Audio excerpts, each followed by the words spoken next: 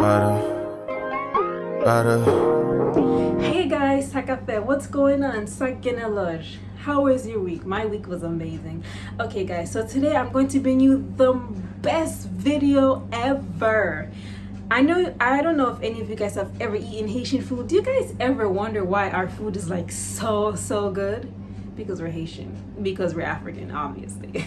But it's actually in the spice that we use to marinate our food, the spice that we put in our chicken and the spice that we put in our rice. So today I'm going to teach you guys how to make Haitian Epis.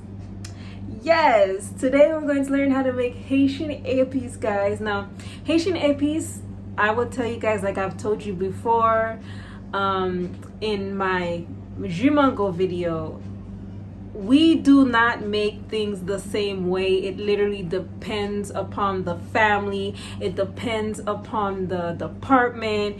It just depends where you're from. The recipe for Epis varies widely. It really does. The way I do it may not be the way my cousin do it. The way my cousin do it may not be the way my mother does it. So it's really different. So today I'm going to teach you how to make two of them. Now one, I will be showing you how to make it. The other one is already prepared, unfortunately, but I'll be detailing you guys on how to do it, okay? So let's go make some Haitian Epis so we can get our food tasting good. So generally in Haitian Epis, like I said, it really varies on what you're using. So me, I like to separate my Epis into two jars. The first jar is for my rice and everything else. That one is very basic. It just has garlic, green onions, eshallot, parsley, oil. Now, the one for chicken or meat, I like to add all of this, but with this. And at times, I would add this. This is like I use a Knorr. I like to put it in there in my Epis for chicken. So, yeah, this. So I'm going to show you guys how we naturally prepare. Now, we like to prepare our Epis in huge batches. So we have gonna take our garlic here and put it in the blender. Now, normally when it comes to Epis, you do it slowly, like I said, batch per batch, like very slowly. So we're gonna go ahead and put, for the meat, we're gonna go ahead and put our garlic. Now it does not really matter. It does not really matter the amount of garlic you put in there. Like I said, we don't measure our stuff. So, and I'm making this for this is supposed to last a lot of time. So, so after we finish putting in our garlic, we're now going to put in our eshallot. Now I like to put this because eshallot has a lot of good flavor.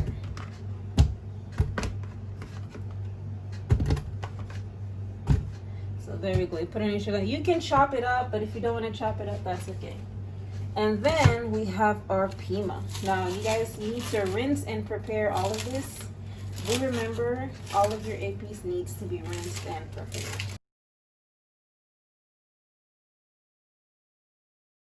So as you can see, our Epis is like this for the moment. So we're just gonna go ahead and blend this. So we're gonna add some salt.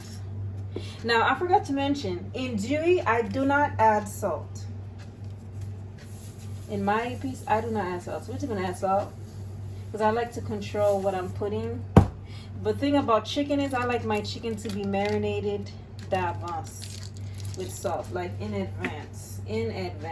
So we're just gonna add a little. Now for the oil, we usually use some. Now here's the thing: some people use water, some people use vinegar, some people use lemon juice, and some people use oil. I found oil to be.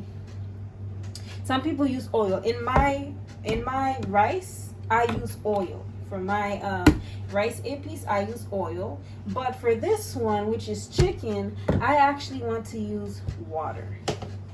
Now, I'm not going to use a lot of water. I just want to use just enough so that it can help break it down. When you're using this, do not fill it up with water. Just fill it up with a little. This is for chicken. That's why I'm using water. When it comes to rice, I only use oil. So we're gonna go ahead and set it up on the blender. Okay guys, so for the epis in the blender, one thing I want to let you guys know, when you're putting it in, please make sure to add water, while you're blending it to help it. And you can also use a spoon to help it, because depending on your blender, it's not all going to blend by itself. So don't hesitate. If you see it needs more water, add water, and you can also use a spoon to help it.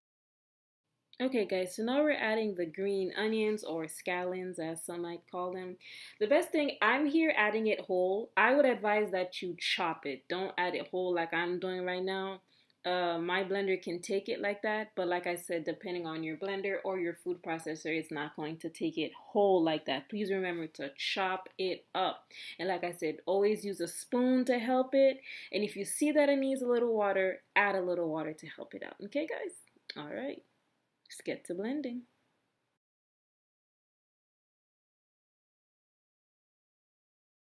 Okay, now we're going to prepare our parsley. Parsley is a whole nother ball game.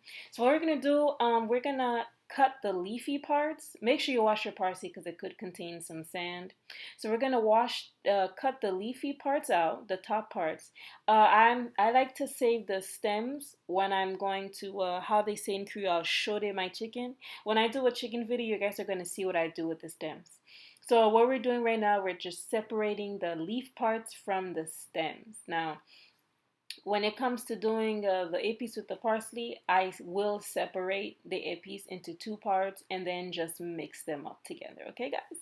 All right, so this is how we do it. Make sure you wash it, like I say, take out all the unnecessary things, and remove the leafy parts. And if you want, save the stems. If you don't want to save the stems to clean your chicken, just throw them out.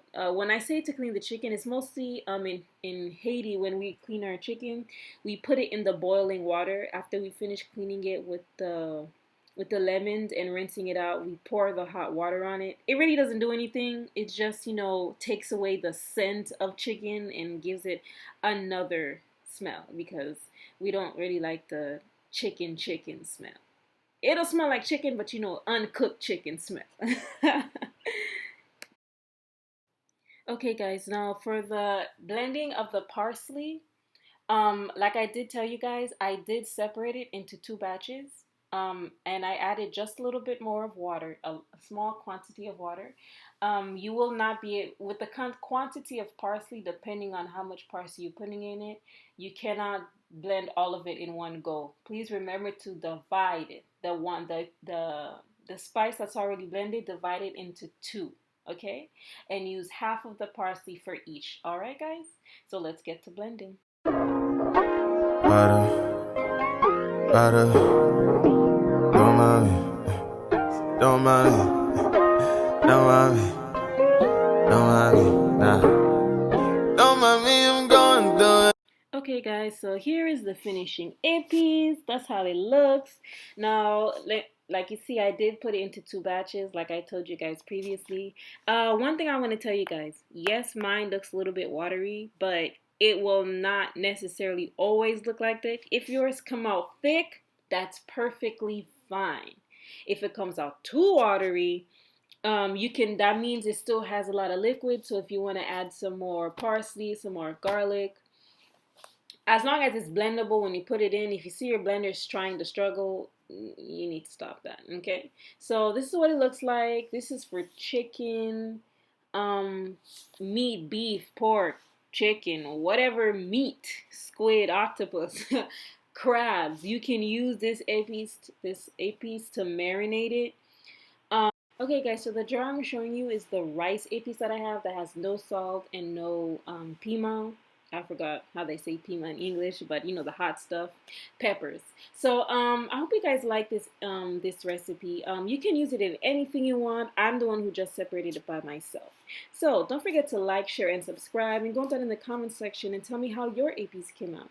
I hope you guys really like this video, and hit that notification bell because you will be receiving even more Haitian recipes. Okay, guys? So stay in the know. Bye. God bless.